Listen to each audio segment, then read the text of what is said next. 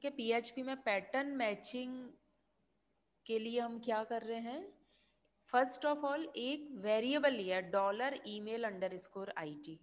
ठीक है, उस डॉलर आईडी में dollar email underscore ID variable में मैं किसका असाइनमेंट करा रही हूँ, एक collection of characters, it means string का असाइनमेंट करा रही हूँ। तो मैंने स्ट्रिंग क्या ले लिया, admin@yahoo.com। ओके, अब हम उस पैटर्न मैचिंग के लिए, ठीक है, स्ट्रिंग की पैटर्न मैच के लिए सब स्ट्रिंग को मैच करना चाह रहे हैं, इसके लिए एक बिल्ट इन फंक्शन यूज कर रहे हैं EREG। ओके, ये रेगुलर एक्सप्रेशंस के लिए यूज किया जाता है। ठीक है, ये आगे फर्दर आपके थ्योरी में आएगा। तो EREG नाम का एक बिल्ट इन फंक्शन यूज किया जाता है। इसका फॉर्मूला क्या होता है, ये किस टाइप से लिखा जाता है, ठीक है, तो इसका सिंटैक्स है EREG ओपनिंग क्लोजिंग पैरेंथेसिस के बीच में हम सर्च करना चाह रहे हैं क्या डॉलर ईमेल अंडरस्कोर आईडी में जो स्ट्रिंग पास कराई जा रही है उसमें yahoo.com है क्या। तो पहले फर्स्ट ऑफ ऑल हम क्या लिख देंगे, search string. Okay, the string which we want to search, okay, we are going to search, वो फर्स्ट ऑफ ऑल लिखी जाएगी। उसके बाद कॉमा करके सोर्स लिखा जाएगा, सोर्स यानी जहां टोटल स्ट्रिंग सेव है। तो डॉलर ईमेल अंडरस्कोर आईडी में है ना टोटल स्ट्रिंग सेव, वो बाद में लिखा जाएगा। ओके, तो पहले क्या लिखी जाती है, एक तरीके से आप मान लो एक destination string which we want to search और कॉमा करके सेकंड सोर्स स्ट्रिंग। ओके, तो हमने इस टाइप से वेरिएबल सेट कर दिए और ये टोटल जब ये पूरा का पूरा सर्च हो जाएगा ये कहाँ जाके सेव हो जाएगा, इसका असाइनमेंट हम करा रहे हैं एक दूसरे वेरिएबल में $RETVAL।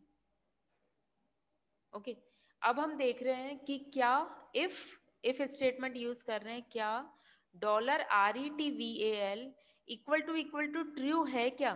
ट्रू मतलब ये क्या चेक कर रहे हैं कि हमने जो काम करना चाहा था EREG बिल्ट इन फंक्शन के थ्रू हमने सर्च करना चाहा था कि yahoo.com जो है वो सोर्स कोड में है या नहीं। ठीक है, सोर्स वेरिएबल जो हमने लिया था उसमें yahoo.com है या नहीं है, क्या ये सही है, अगर है तो ये हम इफ स्टेटमेंट के थ्रू चेक कर रहे हैं कि $RETVAL जो वेरिएबल है वो इक्वल टू ट्रू है क्या। यदि ट्रू है, क्योंकि ये सब तो मेमोरी में फिट हो चुका है, ये रिटर्न क्या कराएगा, EREG बिल्ट इन फंक्शन यही रिटर्न कराएगा कि उसको yahoo.com मिला है या नहीं। ठीक है, तो इसको हम इफ स्टेटमेंट के थ्रू चेक कर रहे हैं क्या ये ट्रू है। यदि ये ट्रू है तो हम इको करा देंगे फाउंड yahoo.com कि उसे yahoo.com मिल चुका है।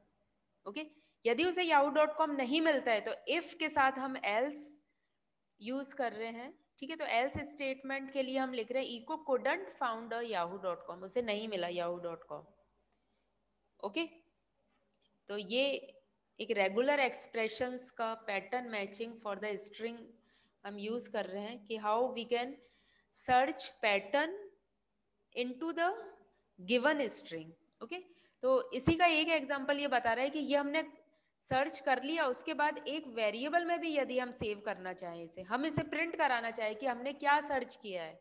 ठीक है, तो इसके लिए इसी प्रोग्राम को थोड़ा सा और बढ़ा के हमने क्या किया है, देखो $RETVAL सेम जो ऊपर लिया था ना, ये इसी चीज को लिख दिया मैंने $RETVAL equal to EREG।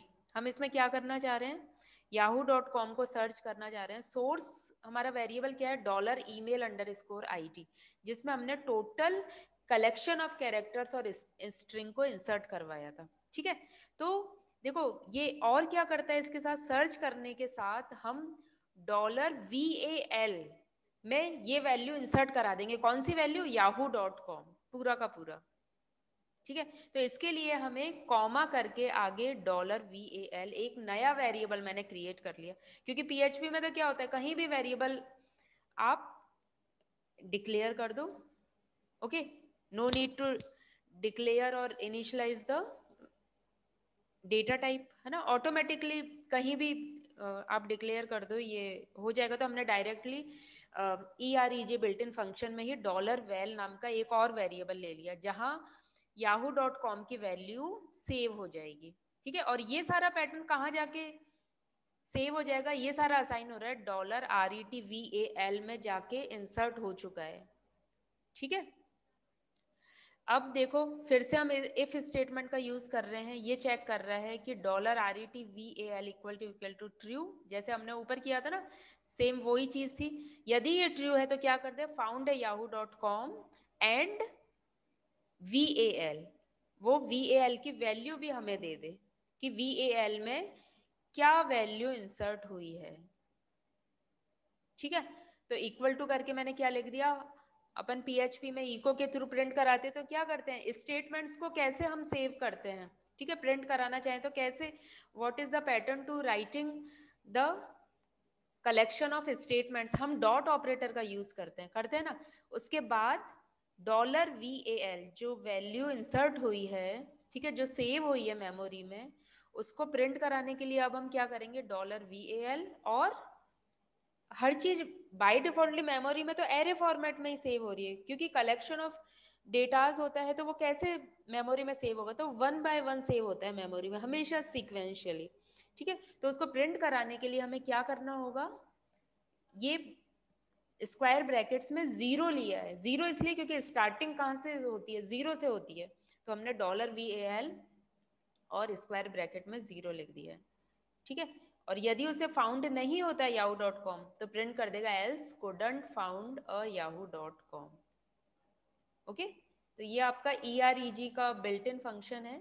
Okay, regular expressions कहलाते हैं ये, regular expressions in strings for PHP।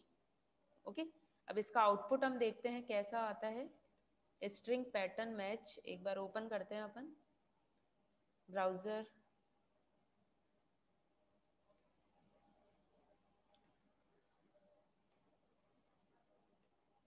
Okay, ये शेयर हो गया है,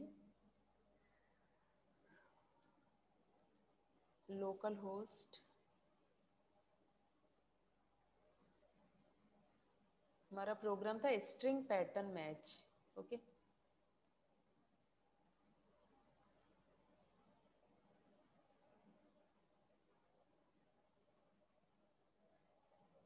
ठीक है, तो हमने सिमिलर से वो इफ स्टेटमेंट यूज किए थे, बस फर्स्ट में हमने डायरेक्टली प्रिंट करा दिया था फाउंडर yahoo.com, और जो सेकंड हमारा था फाउंडर yahoo.com के साथ हम VAL की वैल्यू भी इंसर्ट कराना चाह रहे थे। ठीक है, कि वो प्रिंट होके आ जाए, तो वो प्रिंट होके आ गई हमारे, है ना, $VAL, और हमने स्क्वायर ब्रैकेट्स में जीरो लिख दिया था। ओके,